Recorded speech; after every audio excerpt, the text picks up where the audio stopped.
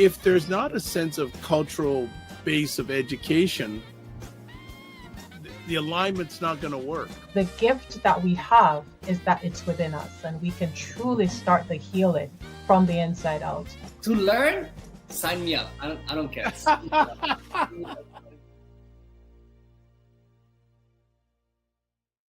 What is up, everybody? It's Dr. Vibe here, host and producer of the award-winning Dr. Vibe Show, the home of Epic Conversations, and I'm the host of Epic Conversations 2018 Innovation Award winner, 2020 Best Podcast News Award winner given out by the Canadian Ethnic Media Association.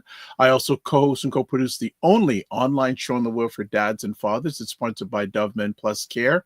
And being part of that team, we've reached out directly and indirectly to over 400,000 dads, fathers, and male caregivers around the world. And as always, I'd like to say you're blessed, highly favored, a magnet for miracles, and a solution for someone's problem. Broadcasting on Sunday, March 16th, finally halfway through March, and we are having spring-like weather today. It's like 15 degrees Celsius, which is around 60 degrees Fahrenheit out there. But there's still snow around. I'm not into this until the snow is gone and washed away. That is when we're looking for progression in the world. And like to say, as always, you on Sunday afternoons at 5 p.m. Eastern Time, 2 p.m. Pacific, you're watching Black Canada Talking, which is a conversation where Black Canadians give their takes, POVs, and opinions on things going on local, municipal, provincial, federal, international. And I'm looking forward. This is a very special episode of Black Canada Talking. Before we get any further, I see there are people in the chat already. Now, if you are in my YouTube channel watching this live right now, I'd like to offer this to you. I'd like you to type in the comments section what city you are chiming in from, city and country. Love to do that and like to see where people are chiming in from today. And first person that does that, I got something special to show you. So tell us where you're chiming in from, wherever you are around the world, and we'd love to see what's going on. Myself, this weekend has been a bit of a relaxation weekend, not doing anything too crazy. I worked out for the first time in a while yesterday, and I'm feeling it a little bit. All right. So this is one of the things we like to show in regards to, all right, Toronto. All right. So what you got to do, Black Nerd Talks, just put Toronto, Canada. But I'm going to have a little bit of an engagement thing for you all to see where people are chiming in from today. So here we go. All right. So what city or country are you watching this live stream? So we got someone looking from the Toronto area. So when you type it in, your city, like Meg 2024 did, it shows up on the screen. So this weekend I just been relaxing a little bit, had a number of conversations. Yesterday had Primetime Saturday with Aisha and Lala, and wow, did they go in on the Democratic Party in the United States. They went really in on what they were doing. All right, Black Nerd Talks, good. All right. Drea Rich, good afternoon from Toronto. So Drea Rich, do me a favor. If you can put in the comment section on YouTube, Toronto, that would be fantastic, because I just want to make sure that this thing's working properly, which I know it is, but I just like to see what's going on out there and what's people been up to this weekend. I know in the Greater Toronto area, it's been March break time, so people have been somewhat relaxing. The traffic was a little less heavy than usual, so we're liking it. We're going to get right quick. We're going to go to a commercial. We don't have a lot of time with a very, very, very special guest today. Not going to tell you who she is till you come back. So stay around for the commercial right now. Black Men Can Talk, a show where Black Canadians come together to have real and filtered conversations about life, culture, and community. Brothers, what is up? A lot of kids just have no engagement whatsoever. They're literally just letting the days go by and they're not advancing what they need to know. We really don't give enough credit to how much impact our unhealed trauma has on the future generations. I realized what we were doing had a great impact within our community. There you go. So in a few hours, I'll be hosting Black Men Can Talk, where We talk about different subjects from a Black Canadian male point of view. 8 p.m. Sundays, 8 p.m. Eastern, 5 p.m. Pacific. And let's get some things out of the way before we get our special friend up to date. Subscribe to the Dr. Vibe Show on YouTube and hit the notification button. So subscribe and hit the notification. Subscribing is good. Notification just seals the deal. That means you get notified when new conversations are posted to be broadcast. Also, like the Dr. Vibe Show on Facebook, LinkedIn, and Instagram to advertise your business, product, or service on any of the platforms that I'm a part of. Email me, dr.vibe at the dr.vibeshow.com. And also cannot forget Indie Soup TV, independent content creators platform based out of Fort Lauderdale, Florida. Dr. Tachi, who's been a longtime digital nomad with me for the number of years. Independent content creators platform, around 30 independent content creators, and 25,000 YouTube subscribers in less than 10 months. And as I always say, believe it or not, only 4% of all YouTube channels in the world have over 10,000 subscribers. So that's quite a feat by Dr. Tachi. And a lot of the content that you see me doing is featured on that platform. All right, let's get to this. Special friend who I've known for a long time. And I was sitting back today and saying, wow, I don't know if I've interviewed this wonderful human being, lady, mother, in a long time. And my dad always told me when I was growing up that I don't care what you be in life, have manners and respect. And this is a lady who I put in that category, manners and respect. So before we do the introduction, a little background. Camille Dundas is the co-founder and editor-in-chief of the award-winning online magazine ByBlacks.com, Canada's number one black online magazine, not leading, number one. Done. Her professional background is in television news. She graduated from journalism program at Carleton University and spent a decade as a news producer in some of Canada's largest newsrooms, including CTV and CBC. She has led ByBlacks team to win four National Ethnic Media Awards, and has been acknowledged by the former Prime Minister of Canada. Yes, former Prime Minister of Canada, Justin Trudeau, for her advocacy work, and also named among the top 100 Black Canadian accomplished women in 2022. I'm going to say she should be, you know what? I'm going to maybe push one day. She needs to get an Order of Canada. Yeah, Order of Canada. Right? Okay, well, let's bring up to the platform. She giggles. Hello, Camille Dundas. How are you? I am well, Dr. Vibe. Thank you so much for doing this. I appreciate you. Oh, 100%. I have so much respect for you. Thank you. And if you are not following this lady, don't come back to my channel unless you're following her. Period. For those people who don't know about ByBlacks, can you give us a little background on the ByBlacks.com journey? Yes. And my husband, Roger Dundas, Yes. a big fan of your show and has been on this show a couple times. Yes. We started ByBlacks back in 2013. So we've been around quite a long time. And we started with the mission of covering Black Canadian awesomeness because from our vantage point, we saw so many amazing Black Canadian business owners, artists, entrepreneurs who were doing amazing things, but were not getting media coverage. And so our mission has always been to fill that gap. We have, I would say, expanded over the years from doing features and spotlights on businesses and events and so on, to digging more into community issues like this one we're going to talk about today. Percent. And Camille's gonna share, but it's a 3-part. And I told her before I got on here, Camille, I know your time is limited. You don't know how many questions I want to ask, but maybe there'll be a part 2. And we're going to be talking about when Black boys go missing. And what I'm going to do is just show everyone what the articles look like, so they have a vision. I'm also going to put in the comments section on all the platforms the links where you can read these stories. So this is part 1, when Black boys go missing, part 1.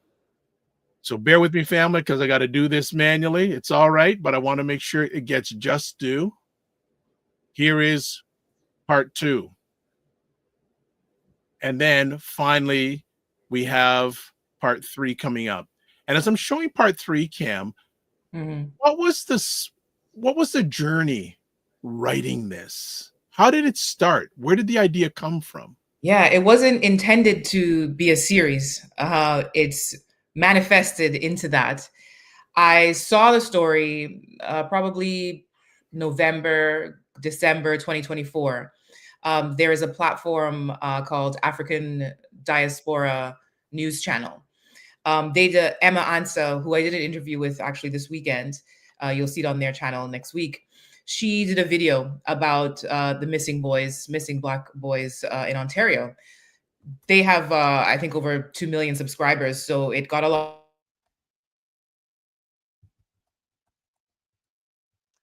Okay. Camille is frozen for a second. Hopefully she will come back to us. A lot of attention. And then, sorry. No problem. I'm here. Sorry. Yeah, you're good. You're good now. After I saw that video, then I saw Shanna McCullough from Roots Reggae Hub, and she has a large following as well. And people kept sending it to me. And at first I thought, we're a lean team here at ByBlacks. So I thought, I don't know if we have the resources to really cover this the way that it needs to be. And the story was changing a lot. It was a very dynamic story, put it that way. But when I saw all of the wild, I would say very wild theories in the comment section that was overpowering the conversation at the time, I said, we need to do something, because this is not helpful to our community for us to be in so much panic and fear and not know what is happening, and to be continuously perpetuating some very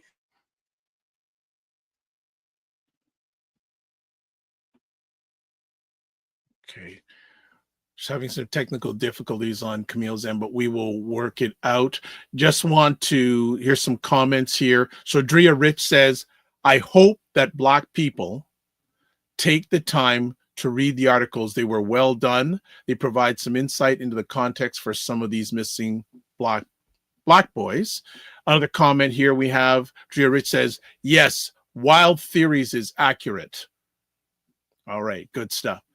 This is where I'm going to pull out another little thing here, another engagement here. All right, we're going to do this.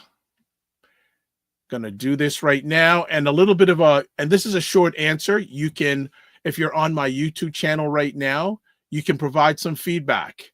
So the question is, as it connects here, I will do something here. Let me just do this.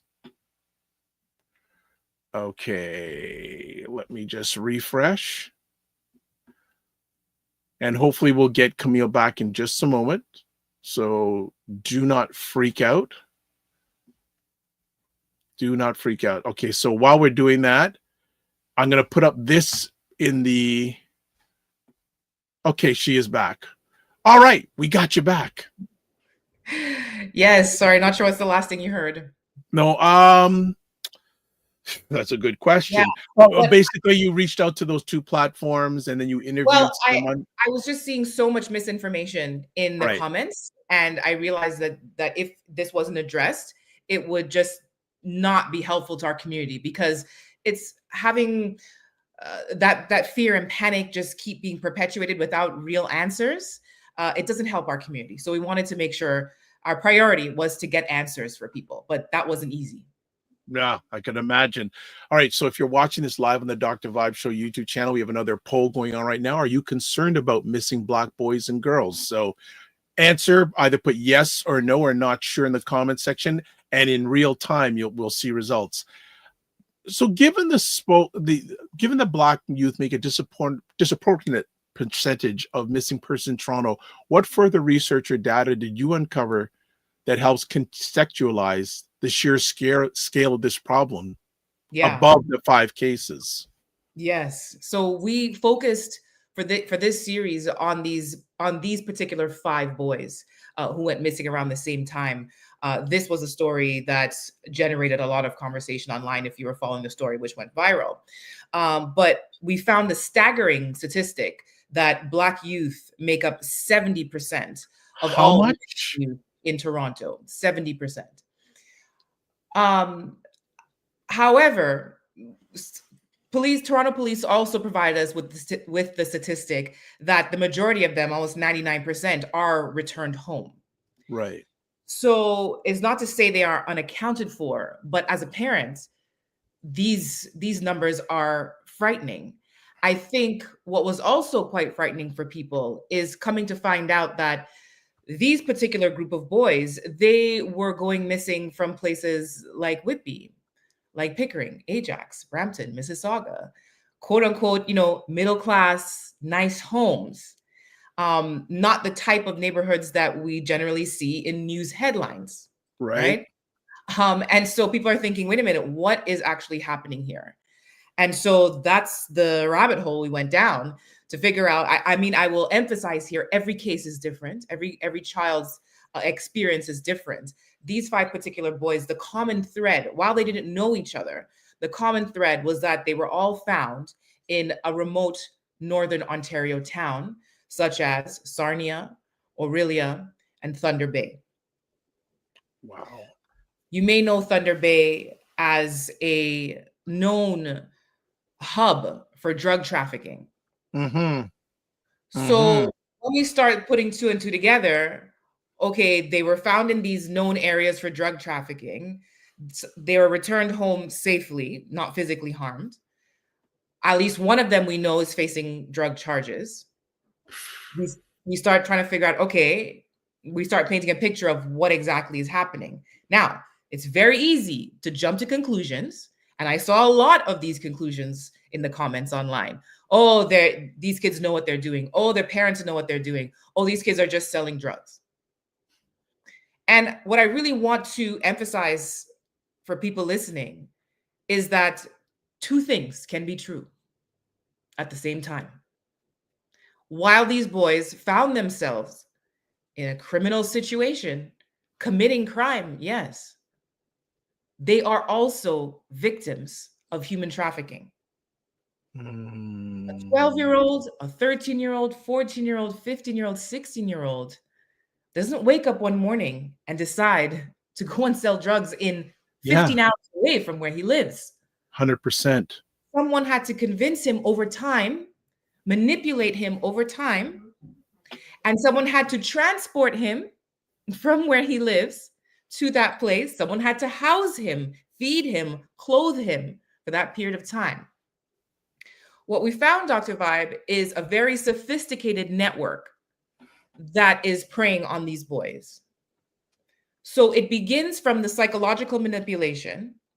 One of the police officers we spoke to likened it to the same manipulation that a young girl would go through who is groomed into sex trafficking. He told us about a scenario they call the Romeo scenario. Just like with a young girl, an older man may see her at the mall or befriend her through another friend and say, oh, you're so beautiful. Oh, let's hang out. Or just over time, very slowly, or on social media, online. We'll connect with them on social media, right?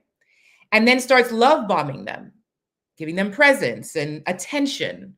And then they'll say, oh, either one of 2 things. They'll say, oh, you know what? This is a great way for us to make money for our future together. Or, you know what? Look at everything I've done for you. Now you owe me. You need to do this for me. With a boy, it's similar, but slightly different context. It'll be maybe someone you know from high school, like an older person that you know who's graduated high school, but you know them when they were there, or someone you met on the basketball court, or someone you met online through a video game or through a different social media platform. And they'll come around looking very flashy, having all the markers of success that a boy wants to aspire to. And they'll take you and your friends out to McDonald's. They're like, hey, let's go hang out. They'll buy food for everybody. And then they'll put some cash in everybody's hands. Oh, wow, we're all having a good time. This is great, right? I'm getting free food. I'm getting money. I'm hanging out. I'm one of the guys. I'm getting validation. And then they say, hey, whenever you all want to make some money, just let me know.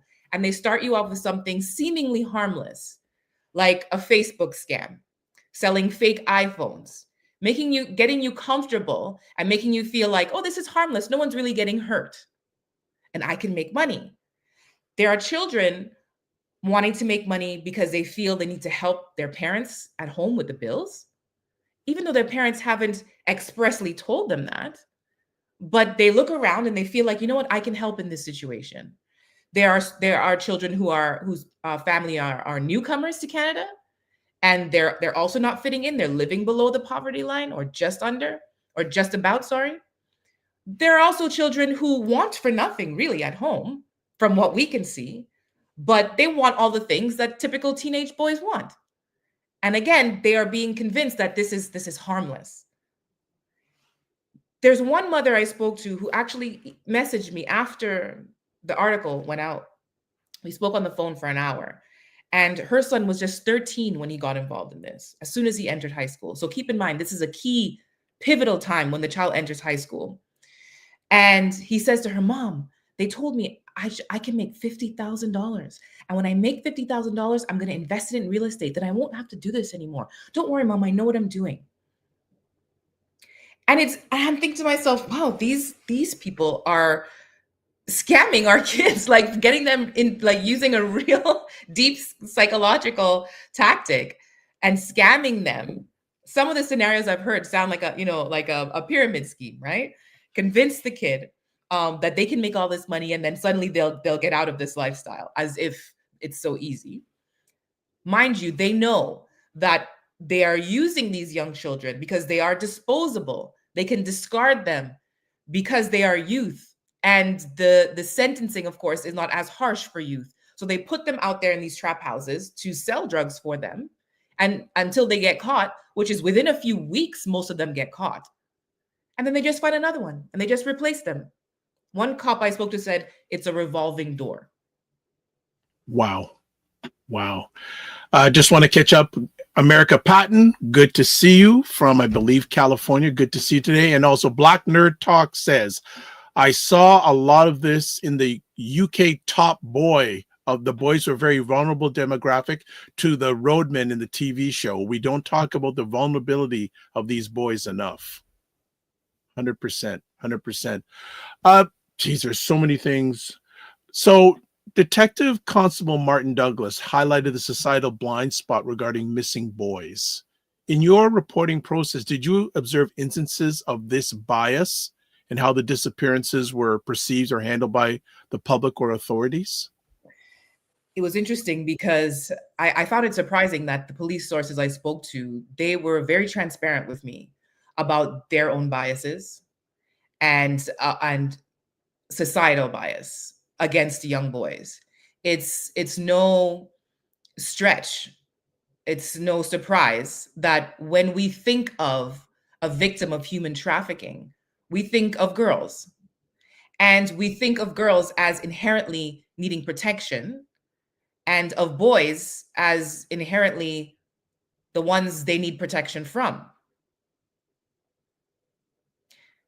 Not realizing that a 13-year-old boy and a 13-year-old girl, they both need protection.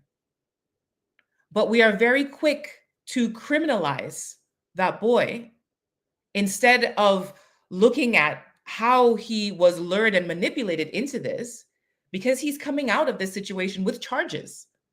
Because yes, he did commit a crime, but that just overshadows everything. And that's why with this series, we're really trying to get behind that. We're trying to get behind the headline of, okay, oh my gosh, a 13, 14-year-old charged with drug trafficking. We see these on the ticker, right?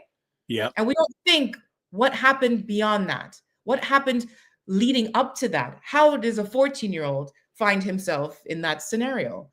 And that is the core, I think, for parents, for Black parents, for parents of Black children, this is the part we need to focus on. Okay. So in regards to the parental silence that was stated by the parents. Did you encounter any underlying factors contributing to their silence, such as mistrust of authorities or fear of social stigma within their communities? All of the above. The majority of the parents would not speak to us. Out of the 5, 1 parent spoke to us on condition of anonymity, which we were happy to grant. And then we spoke to another father whose son was not in that group, but his son experienced the exact thing in 2022. And so he was able to help us understand, take us behind the scenes of how this happens. He was very willing to speak with us. And it's so interesting, after the article has come out, quite a number of people have messaged me with similar stories. So it was difficult getting people in the lead up, but that's how I know we're not done with this story, Dr. Vibe, because there is so much more. There is the fear. And the reason this is an important question is because many of us, as parents, as we observe this story, it's easy for us to be like, well, what happened to these boys? Why don't the parents do an interview? Where's the interviews with the boys? I've seen comments asking, where's the interviews with the boys? And I think, we got to take a step back for a minute. And I understand. These are young boys. Right. Come on. Exactly. There's no way I'm going to put a 12, 13-year-old on television to do an interview about anything. Now, it's easy for us to demand these type of answers because people have gotten so invested in the story, which I understand, because people shared the story. They were worried. People were talking about this. And so you want the answers. And I get the frustration that it's a common cycle where you see the story on the news and then you'll see, oh, the kid has been returned, and then it's just silence. And you're like, but what happened? Right? I understand. And those are the questions we're trying to answer with this series. So there's a shame, of course, because they're embarrassed that, again, these are, from my research, these are 2-parent homes, both parents working. These are your average Black parents, okay? And they don't expect to be in this scenario. I'll put it that way, okay? And there's that shame. There's a fear that the child has because the child is not giving them any information, enough information to lead to who exactly convinced them to do this, because the child probably has been threatened, has already been deeply psychologically manipulated. And so they're afraid. There is also a whole other conversation, Dr. Vibe, about masculinity, about Black masculinity. And it's really encapsulated in the interview I had in part 3 with Dr. McCready. And he said, in one line, he encapsulated this for me. He said, no, I'm not surprised that these kids won't talk to their parents about what happened, because if you have to admit that you were trafficked, then your masculinity is compromised. And I have to admit, as a woman, I never thought about that until he said it to me. Wow. America Patton says, likewise, Dr. Vibe, incredible episode today. I am so glad that I tuned in today. This conversation is extremely important. Pastor Eddie Jumba says, thank you both for this much needed conversation. I appreciate both of us, especially Camille and the team that worked on that. And again, if you are watching this on the YouTube channel, I'm encouraging you, if you can, I'm doing a little bit of a poll. So I'd love you to engage and get your thoughts on this subject. And all you have to do on the YouTube channel, if you're watching live, yes, no, or not sure. And the question is, are you concerned about missing Black boys and girls? So I'd love you to put something in. I don't know who you are answering because it's totally anonymous. So no worries. America Patton says, I hope that this episode could be aired again throughout the United States. In truth, this needs to be aired globally. Good stuff. I want to talk about considering the lack of media coverage as a factor. Do you believe that the initial lack of media attention potentially exasperated the situation or delayed the safe return of the boys in any way? It's a tough one. I think that nobody, okay, first I'll say, as a former traditional media television news producer, I have seen firsthand the bias with which our community is treated, there is absolutely no one who can convince me otherwise that if 5, 13, 14-year-olds, little white girls with blonde hair and blue eyes went missing, that there wouldn't be a national uproar. If they went, especially if they went missing at the same time. That's just a fact.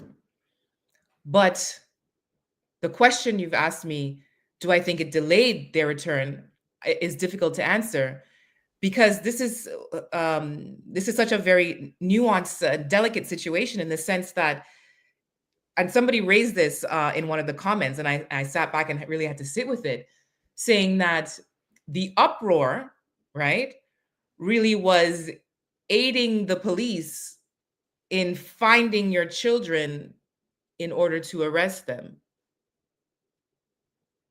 Mm. And I really had to sit back and think, is he saying that our advocacy is sort of aiding the police in arresting these children? And then it made me think about the parents I spoke to who left their home to go and find their child first, because they knew if the police find them first, they would be arrested. Wow. So it's complicated, right?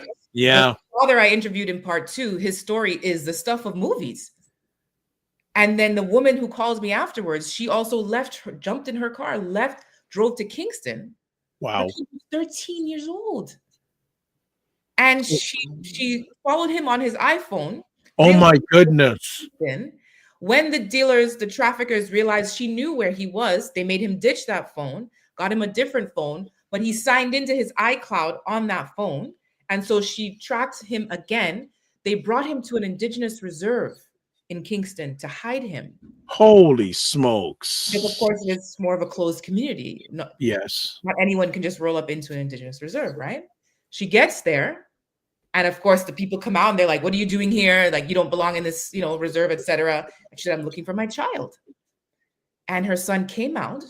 And she said, when she came out and looked at him, he looked like he hadn't showered in 2 weeks. Oh my goodness. He looked completely disheveled. He looked disoriented. And she convinced him to come with her only when she said, look, I told the police I'm coming here and they are on their way. So if you don't come with me, you will be arrested. And that is the only way she was able to convince him to come home with her.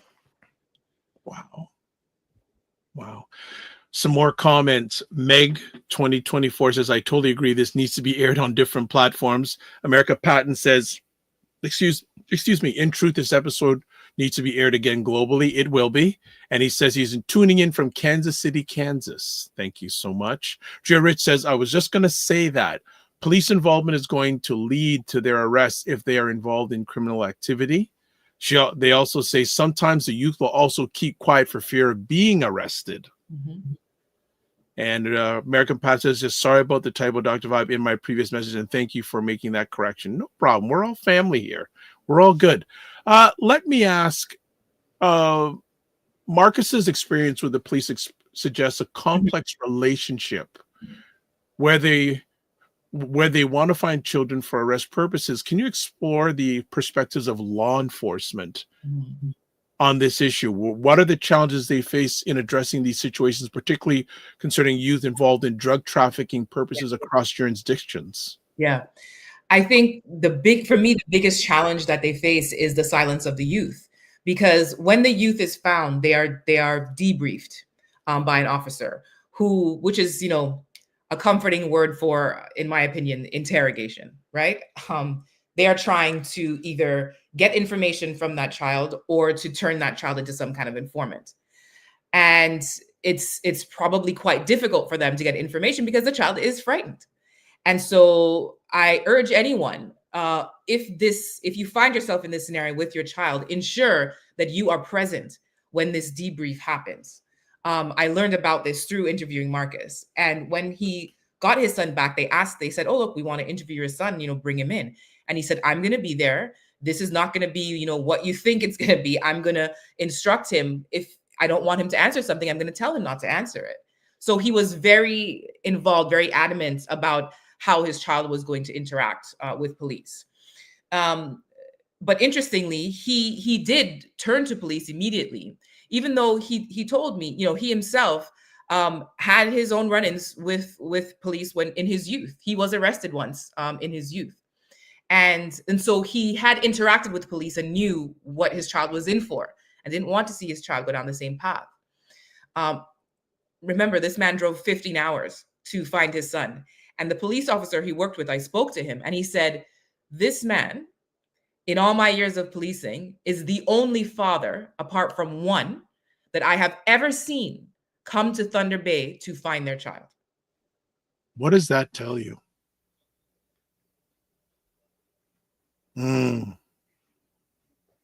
All I can tell you, Ed, is that as a journalist, I had to try my best to remain neutral in these interviews and conversations. Yeah. I know what people are thinking. I know people have questions. People will say, but why didn't you do this? But why didn't you do that? But how could you do this? But I could not press those questions to a parent who's trusting me with their story.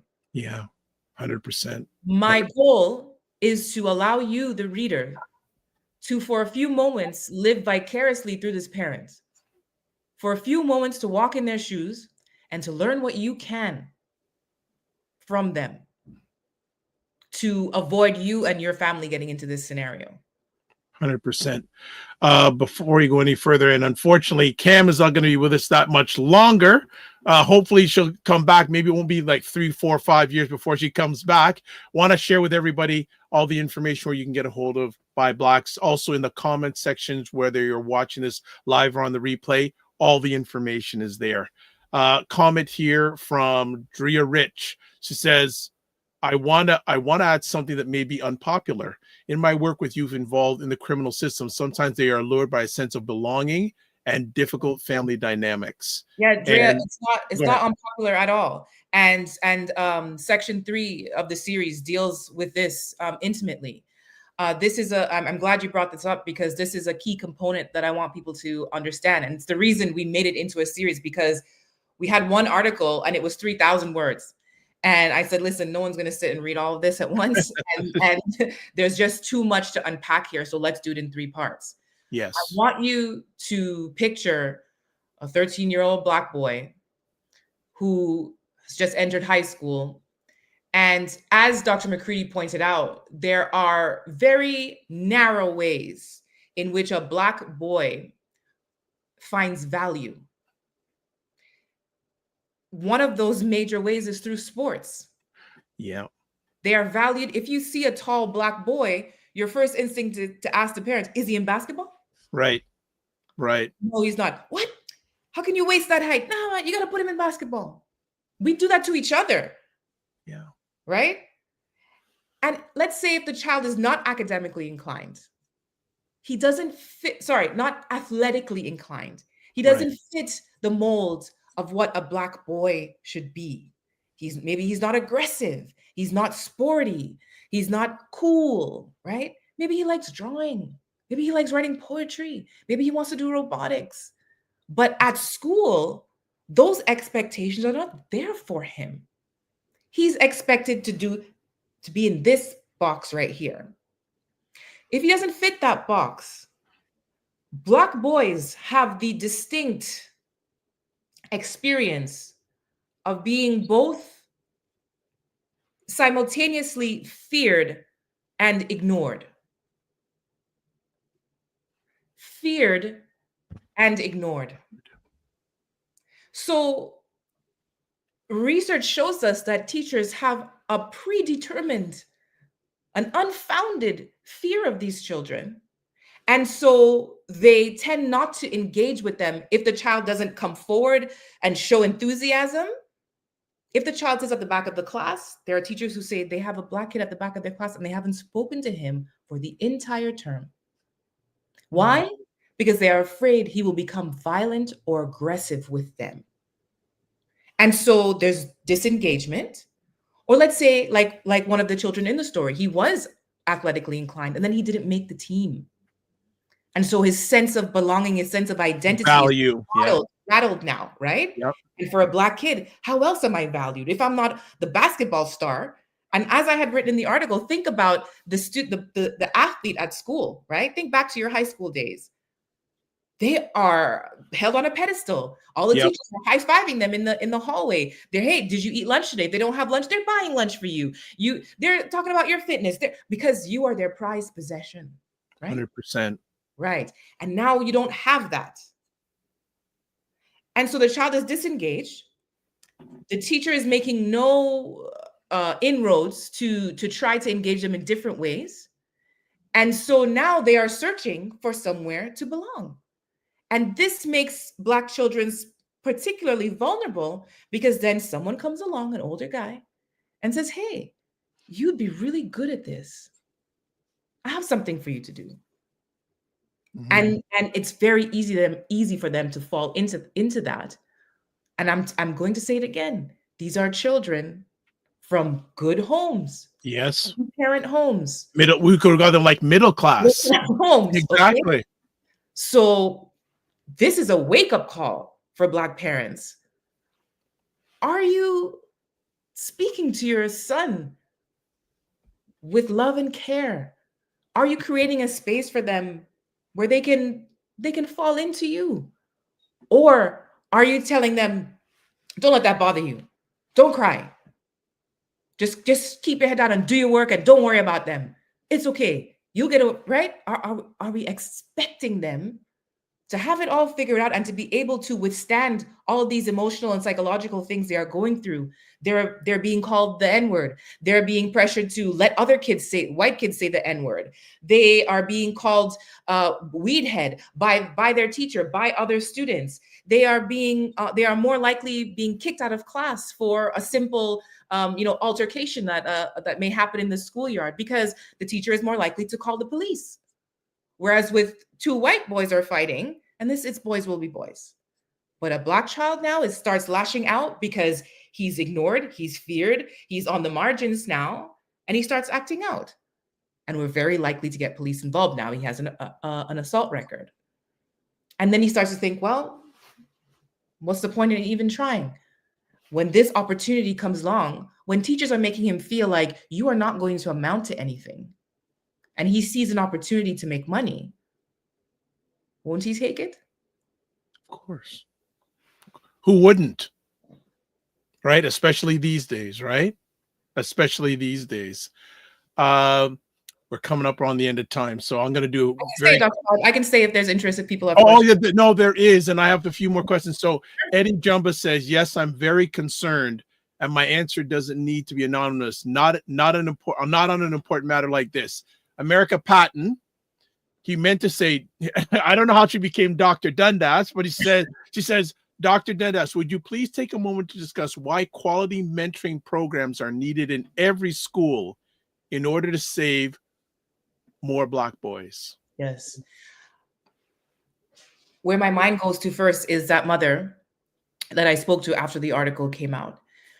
Her child's father is not around, but she said to me, I come from a very big family. I have lots of brothers and uncles, and I have not been quiet about needing help. And they haven't shown up. They don't want to get involved. And I want us to interrogate, how did we get here as Black families? Mm-hmm. Most of us came from communal traditions, okay? How did we get from that? How did we get from, I'm gonna call your mother if I see you on the road, right? How did we get from that to, I don't get involved, right? So within our families, within our blocks, right? Before we start thinking about, external mentorship programs, I want us to think in our backyards first. I want to interrupt you on that because there's something I want to ask you that you and Tennille discussed the need to create a village for Black youth in Canada. What are some of the key differences between what you were just talking about, the traditional village concept, and the kind of support network that needs to be intentionally built here? What are some of the practical steps individuals, families, and communities can take to actively create this village? Yeah. Number one, you need to evaluate your friendship circle. You need to evaluate your own family members.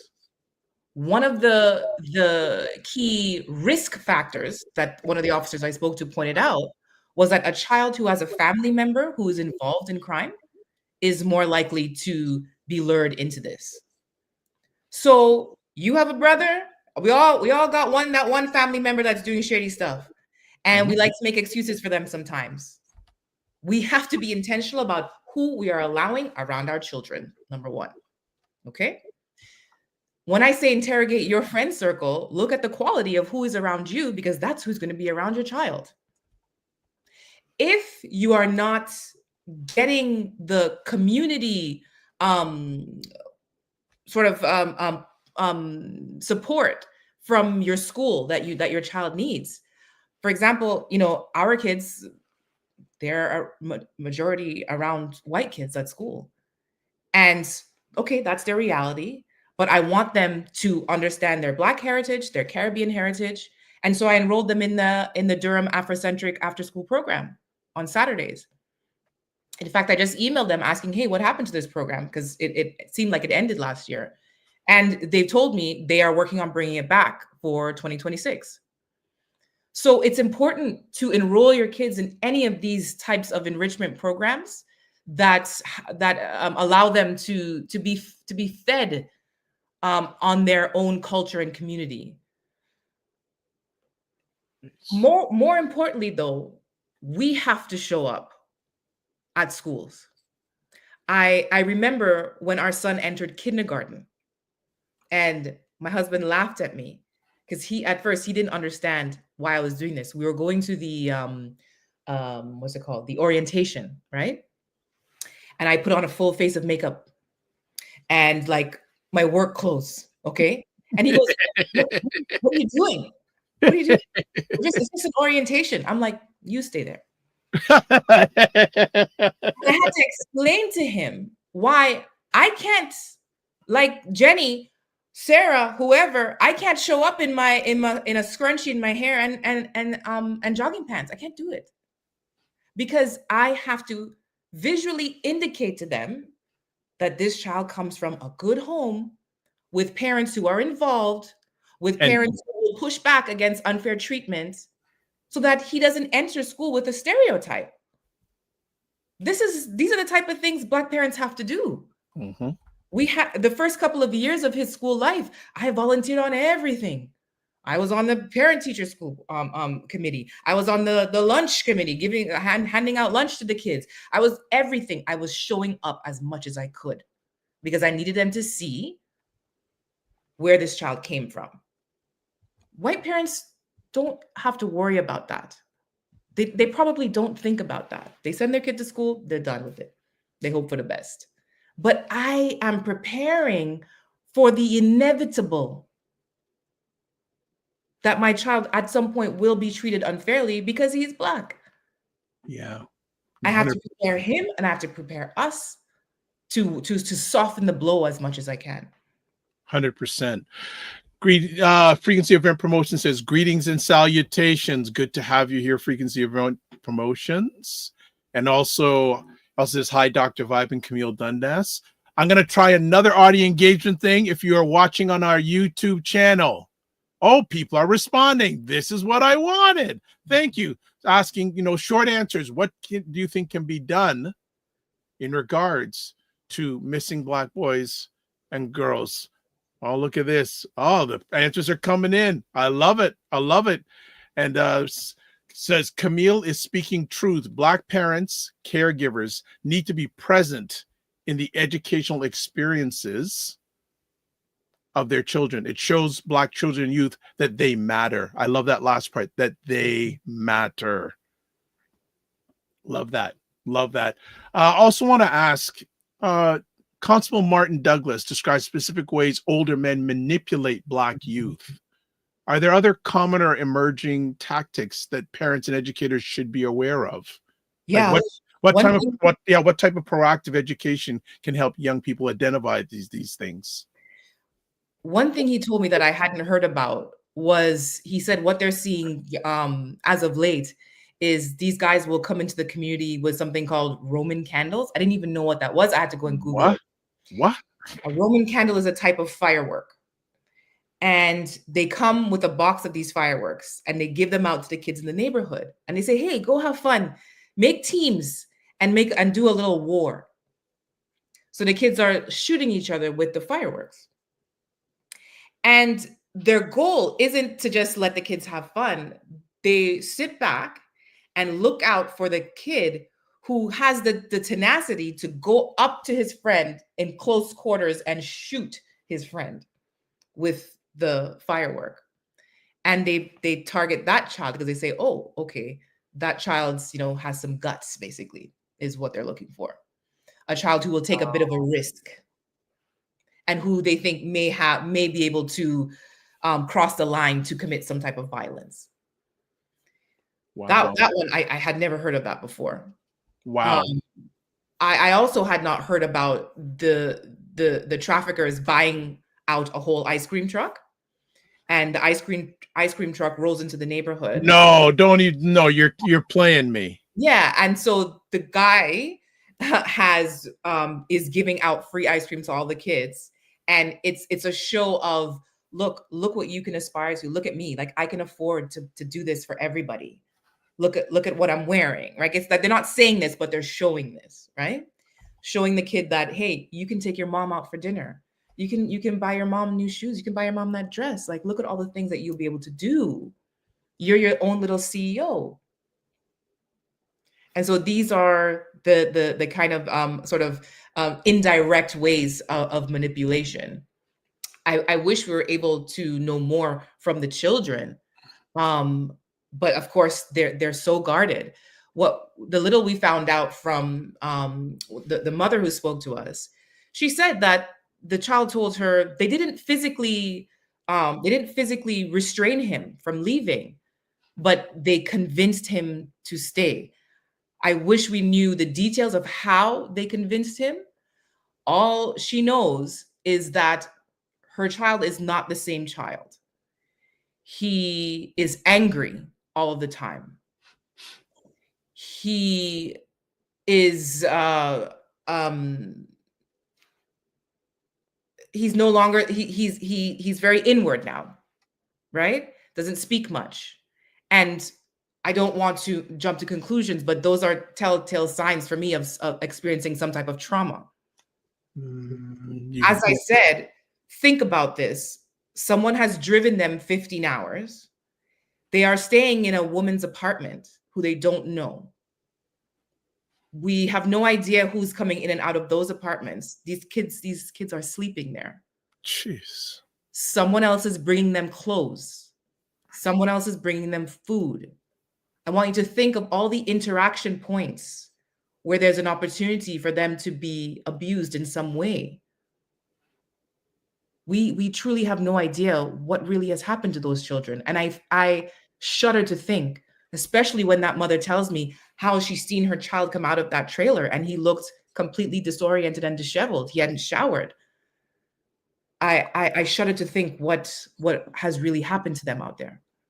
Wow. We'll shut it down pretty soon because you've given us extra time and we appreciate that. I just want to ask, the report indicates that newcomer Black youth may face specific mental health challenges, and Black youth are more likely to enter mental health systems through emergency departments. What are some specific mental health supports or interventions that are particularly needed for newcomer Black youth? Now, what systemic changes are needed to ensure Black youth receive timely and appropriate mental health care instead of being directed towards the criminal justice system? Yeah, absolutely. Appreciate that children whose parents immigrated here under some kind of, because of some type of conflict, or came here as refugees, think about what they are going through, where they came from. They're in Canada now, but in their minds, these things aren't just going away. They're carrying these things with them. Think about the cultural differences that happen between a set of parents whose English may not be their first language. And so they cannot participate fully in the child's educational experience. Many times the child is saddled with the responsibility of interpreting everything for their parents. You know how many kids are working as interpreters in their home? It's a whole job that they take on. Wherever they go, whatever system they interact with, the parent looks to the child. What are they saying? Explain. And if you have a child, think about all of the forms you fill out, all of the information that is thrown at you every single day from the school, via email, via text, via the papers coming home, and you can't understand any of that. That child is essentially navigating school on their own. Their parent is there, but the parent cannot participate. And so is it any wonder that they're facing mental health challenges just through that alone, having the burden of navigating yourself through elementary school, through high school? And then you look in your school for someone to guide you, to help you, and they're afraid of you? They're afraid of you because of how you look. It's no surprise to me that these kids are facing mental health challenges. Now, even let's say we take that part out. Let's say their parents are born here or they're born here. There are the usual, cultural divides between parents and children. We didn't even touch on, because that was a whole other thread, on the children from queer communities who are clashing with their parents and end up being lured by these people. There are so many facets to this, Dr. Vibe. I do believe that we need Black specific mental health interventions in schools. We need system navigators that focus on this, that can look out, that can see the signs of a child who is going through a mental break. The anger that they're displaying is just perceived as criminality by most teachers, but a Black professional should be able to identify these factors as indicators that a child is on their way to having a mental break and intervene beforehand. Final conversation piece. We as journalists, we're taught not to get emotionally involved in what we cover. And you're a wonderful mother with two wonderful teenage Black children who could be in this situation. How challenging was there any emotional impact at all for you during and post? As soon as you asked me that, I started to think of my child, right? I took 3 months to write this. 3 months. There were so many times when I had to put it down and come back to it. Because I know that although, Roger and I think of ourselves as good parents, I am not naive to think that our bubble that we've created is immune. It's not. It really truly can be any child. You can take your eye off the ball for any period of time thinking, yeah, my kid is okay. You cannot take your eye off the ball. It was just listening to the parent stories. I had to take sometimes up to 48 hours of just downtime, just absorbing their stories. And then, of course, I wasn't prepared for the onslaught of messages after the article was published. Remember, Camille's not an expert, family. I'm a journalist, so I'm an expert in telling stories. Yeah. And I think we succeeded at telling an important one. 100%. Myself and Shalene, who also helped with this series. Yeah. But it was impossible to go through this process without becoming emotionally involved. It was impossible. And mainly because, Dr. Vibe, what hurts me the most is, as one of Tennille's quotes, they said, Black boys deserve to know that they can just be boys. They deserve love. And I know how difficult it is for some of us because of our own trauma, how difficult it is for us to create a soft place emotionally with our boys. For some of us, it's easy to do with girls. It is more difficult for some of us with boys because we have our own trauma. And I want to acknowledge that. But I want you, if that is where you are, I want you to start by acknowledging the impacts of your own trauma on your parenting and begin to dismantle them. We'll leave it there. I have a feeling you're going to be coming back and continuing this journey for all of us. America Patton says, during my early years teaching history at Washington High School in Kansas, we started a male mentoring program where we took boys to Chicago, Illinois to gather together for a meeting of their minds. Several male mentoring programs throughout the country were present. He says the following year, mentoring programs gathered together at Washington. Okay, at Kansas, KC. Yeah, it's KC, this one here. All right. The young men encourage each other through relevant conversations about manhood. And here's a question for you. How can we bring young men from Canada, America to collaborate with courageous young men through service learning? Touch with me outside of this one. I definitely, there's organizations here, and I know there's in the States that we could do something because it is needed. And he also asked, do you think this will help close the academic achievement gap? I don't know if it will. I'm sure it helps, but I want Black men to step up on this, Dr. Vibe. So I love to see these comments. So press your friends, press your brothers, press your colleagues. If they are armchair critiquing this scenario and saying, oh, well, it's the parents. What are you doing? It all starts at home. Starts at home. What are you doing? Yep. Starts at home. Are you opening your home to your child's friends?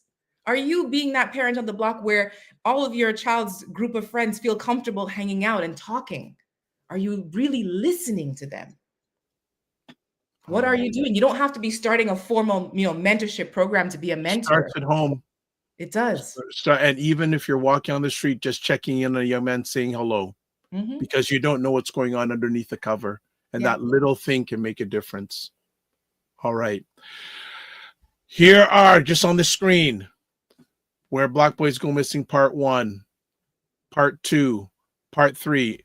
If you're watching this live or in the replay, the links are in your comment section. And just as important, check out ByBlacks.com. All that content information is there. Camille, this is emotional for me a little bit because I know you're loving children. And the village, we talk about it, but we've got to act on it. We have to act on it. See any more? I will leave it at that. As always, love to your family. And I will say this publicly to people. These are my two besties, Roger and Camille. If they call me at 2 o'clock in the morning, I'm asking, where do you need me? I'm not asking why you're calling me, where we need. So, Camille, thank you so much. As always, appreciate you.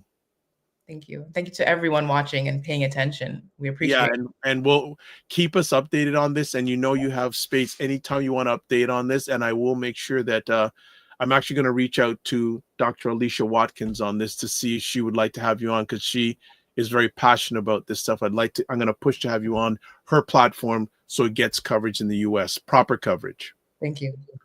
God bless. Take care. Bye-bye. All right, family. Wow.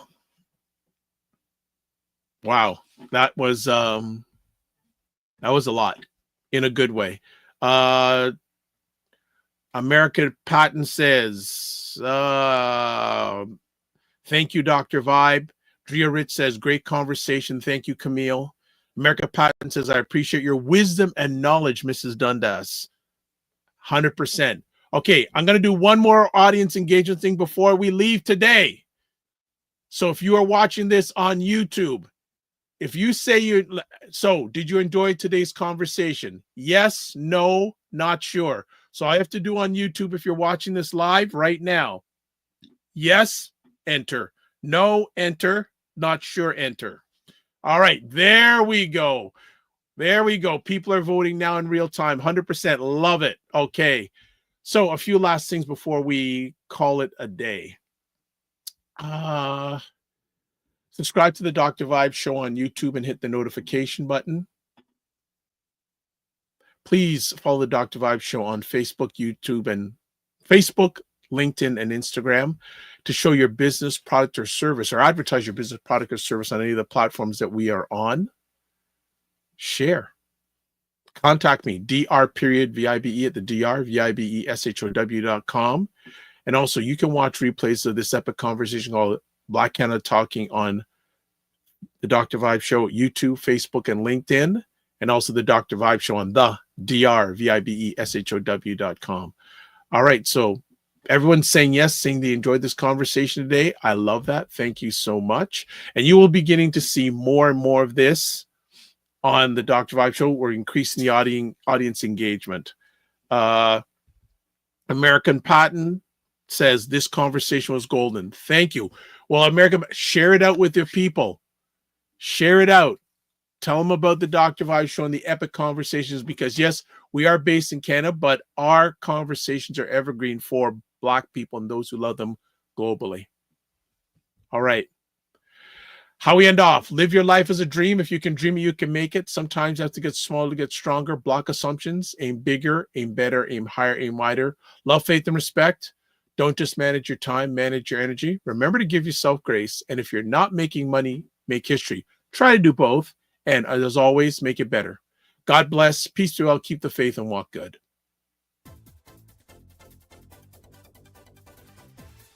Just take a quick moment. Yeah. You just introduce yourself. Let Dr. Vibe welcome you into the show. As I told you, Dr. Vibe. No. I welcome. I'm really good to have you here. I didn't want to. You were on a roll. I didn't want to interrupt. You were on a roll, but in an award created by whites, dominated by whites, run by whites, and you're a billionaire, bro. FYI, I don't. It's probably the first time of the year that I use the word bro. Yes, it is. That's the first time, as long as I've known you, you used it. My daughter would laugh. But for many people, the economy ain't great. Says, there we go. I saw that.